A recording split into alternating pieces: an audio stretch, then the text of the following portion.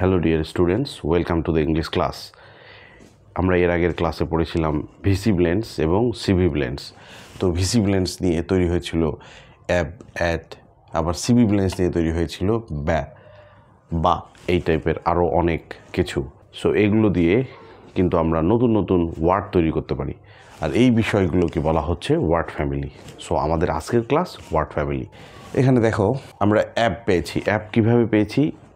ব থেকে অ্যাব পেয়েছি। এখন খ অ্যাব খ্যাব, খ অ্যাব খ্যাব, উচ্চারণটা কিন্তু হবে খ্যাব, অর্থাৎ অ্যাব দিয়ে কিন্তু আমি খ্যাব তৈরি করলাম।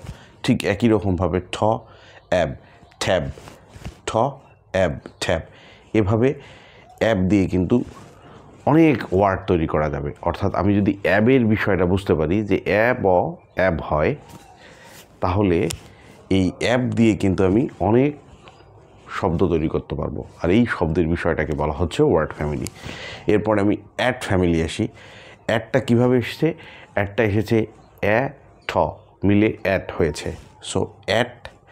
এবার আমি র অ্যাট র্যাট, র অ্যাট র্যাট। ঠিক একই রকমভাবে ম অ্যাট ম্যাট, খ অ্যাট খ্যাট, র্যাট ম্যাট খ্যাট, এই সবগুলি কিন্তু অ্যাট ফ্যামিলি থেকে এসেছে। এরকম অনেক ওয়ার্ড আমরা অ্যাট দিয়ে তৈরি করতে পারবো। এরপরে আসা যাক ব্যা, ব্যা ব্যা। সো এখানে ব্যা, তার সাথে ন, ব্যা ন, ব্যান, ব্যা ন ব্যান, ব্যা গ ব্যাগ, ব্যা ড ব্যাড, ব্যান ব্যাগ ব্যাট। অর্থাৎ যে বিগিনিং যে সাউন্ডটা আছে, সেই বিগিনিং সাউন্ডটা কিন্তু ব্যা দিয়ে শুরু হয়েছে। সো এরকম ব্যা দিয়ে কিন্তু অনেক ওয়ার্ড আছে। এরপরে আছে বা, ব আ, ব আ মিলে হয়েছে বা। বা কীভাবে?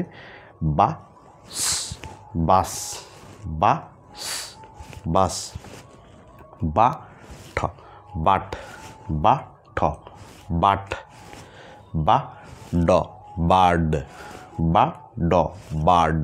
এখানে কিন্তু দুইটার মধ্যে অনেক ডিফারেন্স আছে। একটা হচ্ছে বাট আর একটা হচ্ছে বার্ড। যে ভিসি এবং সিভি ব্লেন্ডস করেছি, সেই ব্লেন্ডসগুলো প্রত্যেকটা ব্লেন্ডসের ইন্ডিভিজুয়াল কিন্তু হিউজ ওয়ার্ড ফ্যামিলি আছে।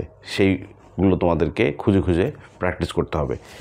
যে এই ওয়ার্ড ফ্যামিলির উপর বেসিকটা আমি ধরাই দিলাম, সেই বেসিকের ওপর তোমাদেরকে এখন এগিয়ে যেতে হবে। তোমরা যদি এইভাবে এগিয়ে যাও, তাহলে দ্রুত কিন্তু তোমরা রিডিং শিখতে পারবে।